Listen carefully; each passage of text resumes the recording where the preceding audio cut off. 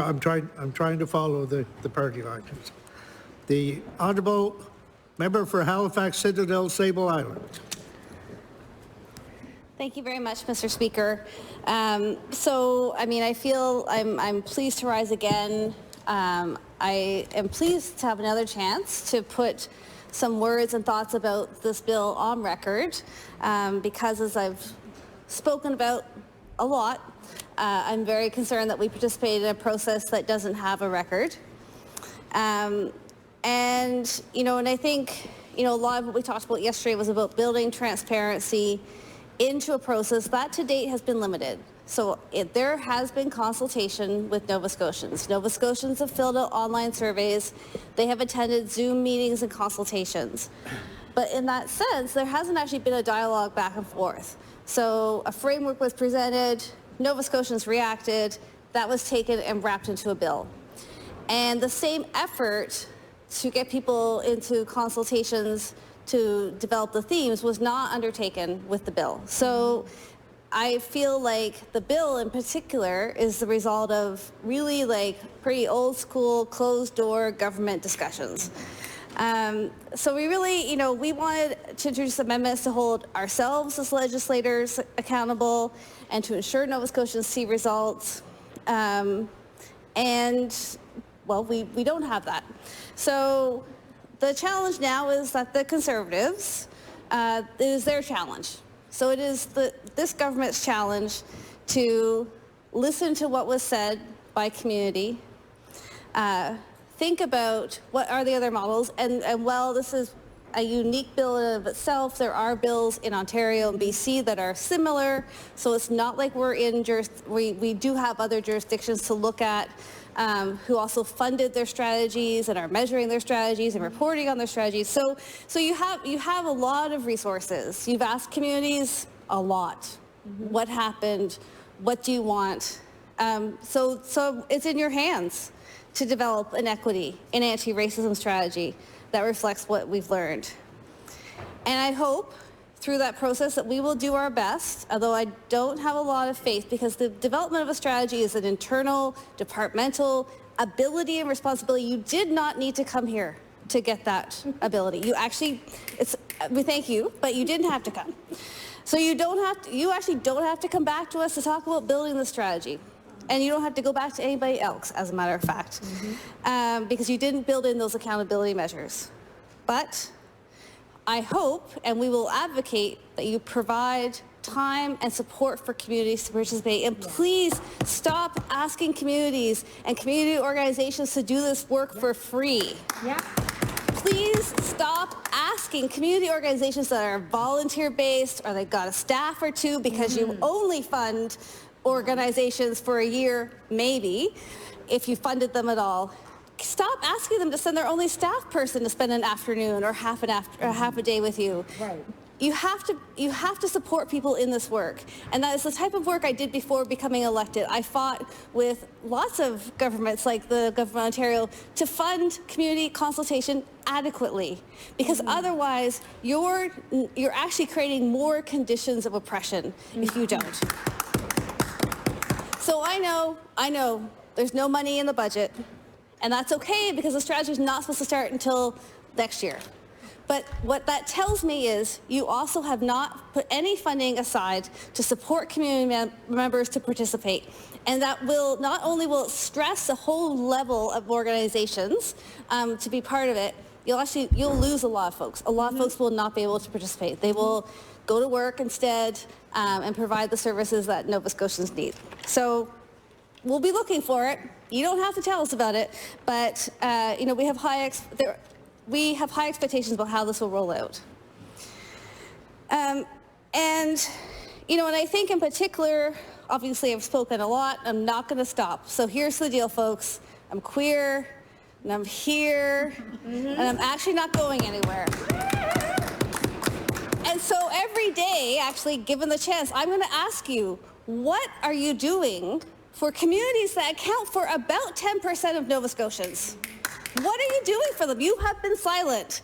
And if you think that I haven't asked this question enough, I've asked it in other ways too. So I'll table this letter once I finish reading it, This was a letter to Minister Comer, the Premier, the Minister of Advanced Education, the Health Minister, the Education Minister, the Minister of OAE, and as well, I think there was one other minister. It was a lot of ministers and the Premier. You get the idea. Dear Minister Comer, it was a pleasure to meet with you and members of our respective teams last week to touch base on 2S LGBTQ+ priorities in the current government. And I forgot to say, this is dated February 8th, so we met the previous week. During our conversation, I appreciated the supportive and cooperative approach of yourself and your team. I remain concerned, however, that the current government has not fully considered its role in supporting 2S LGBTQ+ individuals and communities in Nova Scotia. We do not have a clear sense of your government's philosophy and priorities across the many mandates of provincial government departments, including health, education, advanced education, economic development, justice, culture and heritage, housing, African Nova Scotian affairs, accessibility, community service, status of women, El-Nova affairs, and more. And mental health and addictions is also part of this cross-cutting portfolio. But for many of us, actually I would say for most of us, having our issues referred to the Minister of Mental Health and Addictions really recalls to us a painful, recent past where our sexual orientations and gender identities were seen both as a psychiatric disorder that required treatment and were so devastating that they were outlawed. And so I provided the minister, all ministers, and the Premier with some reference documents. So I provided an overview of the work that I've been doing through my constituency office in hosting a 2S LGBTQ+ provincial forum. I provided the ministers with the Yukon 2S LGBTQ+ action plan, as well as an article from CBC talking about that action plan and the Yukon's move on gender affirming care. And I also include a link to the World Professional Association for Trans Health. And then I said, we hope that the government will move forward on a number of issues that are important to the 2S LGBTQ+ community. Modernizing Nova Scotia's gender-affirming care program is essential and a good first step. I encourage you, however, to look beyond this issue to imagine a Nova Scotia where its vibrant 2S LGBTQ+ communities and residents flourish and show how our government can support this. No one on this list, nobody's officials, nobody's assistants. Actually, this went unanswered. So I said this on February 8th. I have yet to receive an answer. Anybody wants to make an appointment, I'd love to have a chance to talk about it. But you know what? I actually thought it's probably okay, right? Because they probably get, like, I really thought that this government was actually getting it. I actually thought that you were going to fund gender affirming care. I actually thought that you were going to properly fund Pride Health. I actually thought that was happening because I actually thought you wanted to fix healthcare. But so far, I don't see any sign of that. And I also spoke yesterday about the process to achieve change. This is not a peaceful timeline. Like government, very rarely any government, I can't come up with a great example even right now, has ever stepped forward and actually been good at acknowledging systemic discrimination and the remedies needed to overcome it. In fact, it is always about community. It is about people who do the work. And we do it in 100 different ways. So just in case you don't recognize it when you see it, we do it by protesting in the streets. And we do it at Pride festivals. And we do it when we boycott. And we do it when we stand in this house. And we do it when we gather together a community. And we do it 100 other ways. So please do not tell me that nobody knew what communities were saying before this. Do not pat yourself on the back for this initiative. If you want, we need to see action, and we need to see it now. I do honor the dedication and skill of the staff of the Office of Equity and Anti-Racism. I actually, again, have shared this in committee. Again, you don't know that because there's no record of it. I actually think the fact that they had to work, like a ridiculous amount through holidays, weekends, you get the idea, is actually emblematic of how we're treating diversity issues.